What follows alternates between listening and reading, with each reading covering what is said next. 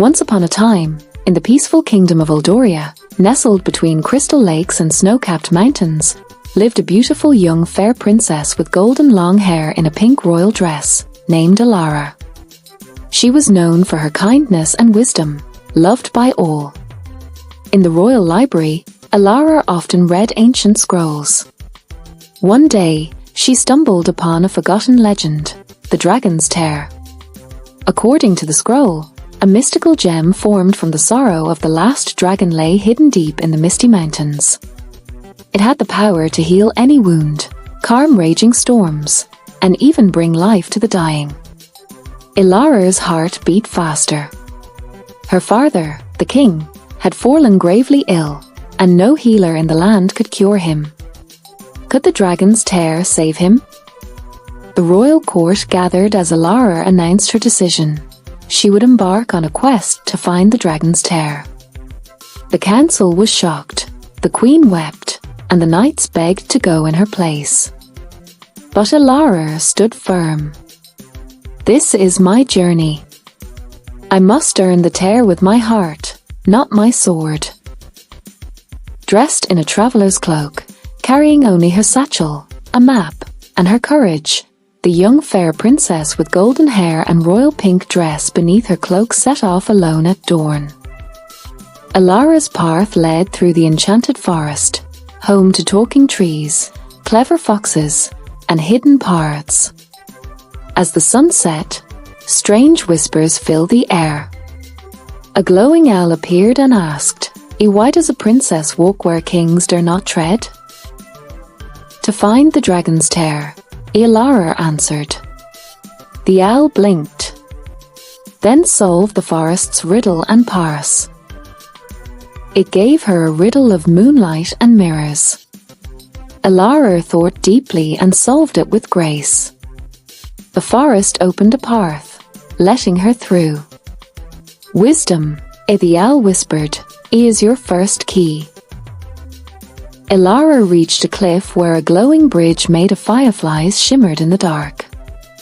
But the moment she stepped forward, a spirit of the wind appeared. Only those with a pure heart may cross. Alara knelt, placing her hand over her heart. "I do this for love, not power." The wind spirit blew gently, and the fireflies brightened, allowing her to cross. The bridge carried her safely to the other side.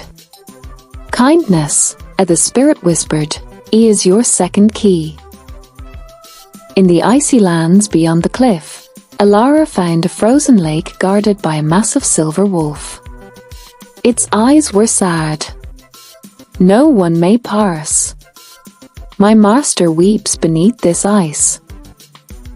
Alara sat and listened to the wolf's tale. The dragon, once a guardian of harmony, had shed a tear after being betrayed by humans. That tear froze the lake and the dragon within it. The wolf said, "The only one who can feel the dragon's sorrow can awaken him." Alara, tears in her eyes, knelt and whispered, "I'm sorry for the pain we caused." The ice began to crack. Beneath the lake was a glowing cave filled with floating memories. Visions of the dragon's life danced in the air, once flying above cities, bringing rain to farms, and playing with children. But then, betrayal. Villagers turning on him, chasing him away with fear and fire. Alara watched in silence, her heart breaking. A voice echoed, "Do you still seek my tear, even knowing my pain?" "Yes," she whispered. "But not for power or pride, only to save someone I love."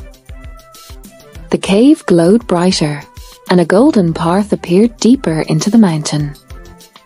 At the heart of the mountain lay the ancient dragon, immense and beautiful, his scales shimmering like stars, frozen in crystal. Alara stepped forward. "Great dragon, I beg for your tear, not for gold or glory, but to save my father." The dragon's eyes slowly opened. He gazed at her, not with anger, but deep sadness. "You are not like the others," he rumbled. "You came with wisdom, kindness, sorrow, and love." A single tear fell from his eye, liquid silver, glowing. "This is my last tear. Use it well." With the dragon's tear held close, Alara rode a magical wind back to Eldoria. The skies cleared, birds followed her, and even the flowers seemed to bloom brighter. At the palace gates, the people cheered. Alara rushed to her father's chamber and placed the tear on his chest. Light filled the room. The king opened his eyes. He was healed. Tears flowed from everyone present. The queen embraced her daughter. "You've saved us all." But Alara looked out the window, her thoughts with the dragon.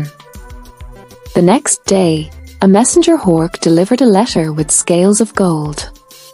It read, "Princess Alara, you carry the soul of a true queen. You reminded the world that dragons and humans once shared harmony.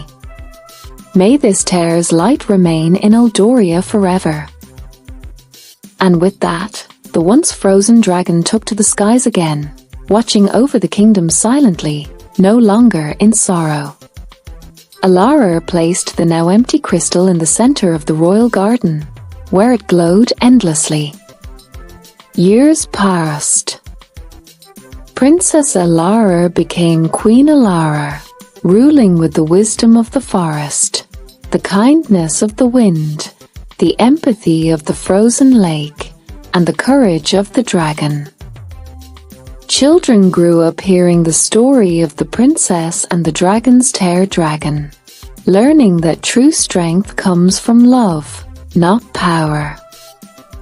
And high above the mountains, the dragon still soared, his bond with Alara never forgotten.